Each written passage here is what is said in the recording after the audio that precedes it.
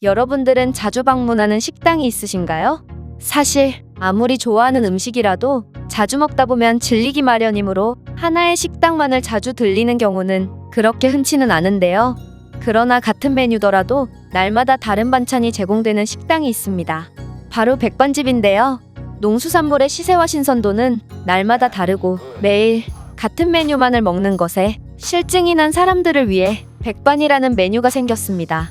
이러한 백반은 손님의 입장에서는 날마다 다채로운 음식을 먹을 수 있다는 장점이 있지만 요리사 입장에서는 메뉴도 복잡하고 만들기도 굉장히 까다로워서 뛰어난 실력을 가진 주방장이 아니면 함부로 백반이라는 메뉴를 내기조차 어려운 게 특징인데요. 최근에는 이와 관련하여 한 외국인이 한국의 정체불명의 식당에 들어가게 되었고 이곳에서 굉장히 불친절하고 터무니없는 대우를 받았다며 글을 작성했는데요. 그렇다면 이 외국인이 도대체 어떤 내용의 글을 작성한 것인지 자세한 내용 살펴보도록 하겠습니다.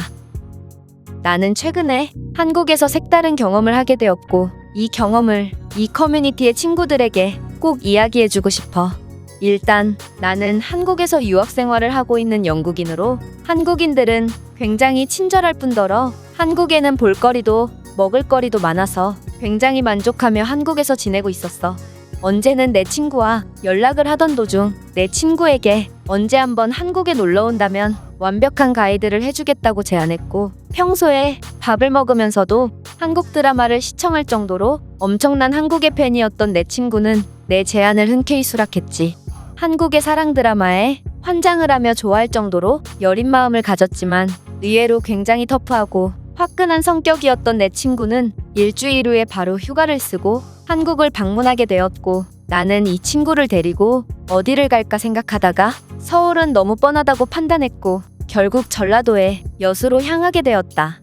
다행히 내 친구는 여수의 멋진 풍경을 굉장히 마음에 들어했고 한국 특유의 분위기가 몹시 마음에 든다며 좋아하더라. 우리는 그렇게 바다 구경과 한국의 옛날 건물들을 실컷 구경하고 음식점에 가려고 했으나 우리가 도심에서 너무 멀리 나와서 그런지 근처에는 음식점이 아예 없더라고. 그렇게 기약 없는 발걸음을 옮기다가 우리는 간판도 없는 어떤 식당을 목격했다. 솔직히 나는 이곳이 식당인지도 몰랐지만 마침 그 건물에서 어떤 중년의 남성들이 일을 쓰시면서 나오는 장면을 봤기 때문에 그나마 이 허름한 곳이 식당인 것을 유추할 수 있었어. 솔직히 나는 이곳의 후줄근한 외관만을 보고 굉장한 불안감이 들었으나 일단 우리에게는 선택의 여지가 없었기 때문에 들어가게 되었고 겉으로 보기보다 훨씬 열악한 시설에 실망하게 되었는데 일단 식당 규모도 몹시 협소했고 테이블도 4개뿐이었으며 의자는 누가 쓰던 걸 가져왔는지 모양과 색깔이 전부 제각각이었기 때문이야. 하지만 우리는 어쩔 수 없이 자리에 앉았고 할머니 한 분이 우리에게 물과 물수건을 가져다 주더라. 그리고 아무 말도 없이 그냥 주방으로 들어가 버리셨어. 나는 할머니가 급한 볼 일이 있어서 그렇겠지? 라고 생각하며 할머니가 다시 나와서 응대를 해주거나 메뉴판을 줄 것을 기다렸는데 아무리 기다려도 어떠한 응대도 없더라고. 우리는 약 10분을 더 기다렸고 기다리다 지친 내 친구는 뭐 이런 곳이 다 있냐며 역정을 내더니 할머니께 항의를 하려는지 자리를 박차고 일어나더라. 하지만 나는 한국에서는 연장자에게 큰 소리를 내거나 화를 내는 건 예의가 아니라는 것을 알고 있었기 때문에 친구를 말렸어. 친구는 이렇게 불친절하고 허름한 식당은 난생 처음이라며 씩씩댔고 나는 이제는 내가 나설 차례임을 직감했지. 나는 주방으로 들어갔고 할머니께 메뉴판을 달라고 정중히 요청했어. 하지만 할머니는 나를 거들떠도 안 보며 벽에 메뉴를 써놓은 것 안 보이냐고 말씀하셨고 그저 음식 만드는 데만 집중하시더라.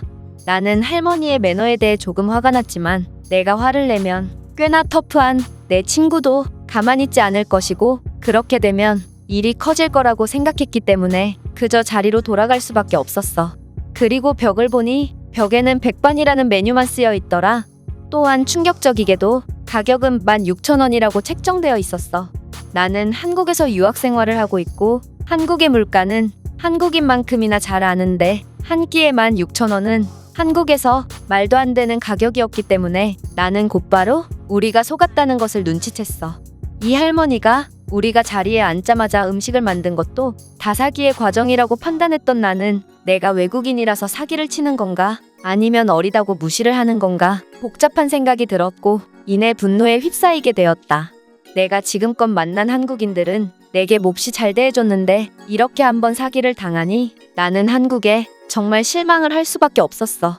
하지만 한국의 동경을 갖고 여행 온 내 친구에게 몹쓸 경험을 시켜주고 싶지는 않았던 나는 일단 나오는 음식을 보고 판단하기로 했어. 얼마 후 음식이 나오기 시작했고 우리는 경악을 금치 못했는데 무슨 반찬이 끝도 없이 나왔기 때문이야. 어림잡아 20개는 되었던 것 같은데 내 친구도 반찬을 보고 눈이 휘둥그레지더라. 반찬을 본 그의 눈에서는 아까 느껴졌던 분노의 감정이 전혀 보이지 않았어. 매운 음식을 못 먹을 뿐더러 김치를 싫어하는 내 친구도 할머니가 만드신 이 김치만큼은 마음에 들었는지 매워서 헉헉대며 김치에 밥을 싸먹고 있었고 나 또한 콩나물과 호박 그리고 김을 밥에 비벼서 간이 비빔밥을 해먹었다. 우리 둘 다 젓가락질을 잘 못했기 때문에 우리는 입에 양념을 다 묻혀가며 그야말로 얼굴을 밥그릇에 딱 붙이고 정신없이 밥을 퍼먹을 뿐이었고 곧이어 나온 빨갛게 양념된 게와 간장으로 양념된 게를 보고 내 친구는 게를 껍질째로 씹어 먹더라고. 나도 그렇게 먹는 거구나 싶어서 내 친구를 따라하려던 찰나 할머니가 오셔서 말리더니 껍질은 먹지 말라고 하시더라. 그리고 천천히 먹으라며 한국의 전통 술인 막걸리도 주고 가셨어. 우리는 밥 2공기, 3공기를 계속 비우기 시작했고 친구는 게장에 간장에 밥까지 비벼 먹는 기행을 보여줬다. 그리고 콩자반이 젓가락으로 안 잡히자 그릇째로 들고 먹더라. 내 친구가 콩자반을 먹을 때 눈에 흰자가 보였던 걸로 봐서 그는 잠시 무아지경에 빠졌던 것 같기도 하다. 할머니는 그러다 체하겠다며 막걸리 1병을 더 주셨고 그렇게 우리는 모든 막걸리와 반찬, 밥 3공기씩을 비웠고 할머니는 밥과 반찬을 하나도 안 남기는 사람은 오랜만에 본다며 우리 보고 독한 놈들이라고 말씀하시더라. 그렇게 나는 할머니께 가격을 여쭤봤고 할머니는 터무니없이 적은 가격을 말씀하셨어. 나는 왜 이렇게 적게 부르셨냐고 물으니 할머니께서는 저기 작은 글씨로 2인이라고 써놓은 거 안 보이냐며 2인 기준만 6,000원이고 막걸리 2병은 그냥 손자가 생각나서 공짜로 준 거라고 말씀하셨어. 반찬 20개에 1인 8,000원이라니 이건 정말 말도 안 되는 가격이야. 나는 할머니의 후한 인심과 정신을 아득하게 만드는 요리 솜씨에 다시 한번 존경을 느끼며 발걸음을 옮기게 되었고 이날을 계기로 내 친구는 한국의 엄청난 팬이 되어버렸다. 너희도 한국에서 간판이 없는 허름한 식당을 발견한다면 절대로 그냥 지나치지 말길 바란다. 너는 높은 확률로 기적을 맛볼 수도 있으니 말이야. 이 외국인의 글은 여기까지입니다. 아무래도 이 외국인은 게장백반이라는 메뉴를 먹은 것 같은데요. 바다 근처에 위치한 지역에서는 날마다 신선한 음식이 다르기 때문에 백반집을 흔하게 볼 수 있죠. 그렇다면 이 글에 대한 다른 외국인들의 반응은 어떤지 댓글을 통해 해외 반응을 살펴보겠습니다. 한국에서 이런 단일 메뉴나 주방장 마음대로 만드는 메뉴는 꽤나 흔하게 볼 수 있어. 그리고 보통 이런 메뉴들은 주방장이 정말로 자신 있어 하는 음식이기 때문에 실패 확률이 현저히 적지. 맞아. 내가 자주 가는 단골 한식집에서도 주인 마음대로 메뉴가 존재하고 알고 보니 식당 주인은 이 메뉴만은 적자를 보면서 팔고 있었다. 그는 자기 식당을 찾아주고 자신을 믿고 주문해준 손님들에게 감사를 표하기 위해 만든 메뉴라고 말하더라. 이윤을 추구하는 것보다 손님들에 대한 감사를 먼저 생각하다니 한국인들의 이런 마음씨는 정말 언제 봐도 아름다운 것 같아. 나도 네 친구처럼 김치를 싫어하는 사람 중 하나였으나 정말 제대로 된 김치를 맛보니 또 김치만큼 맛있는 음식도 없더라.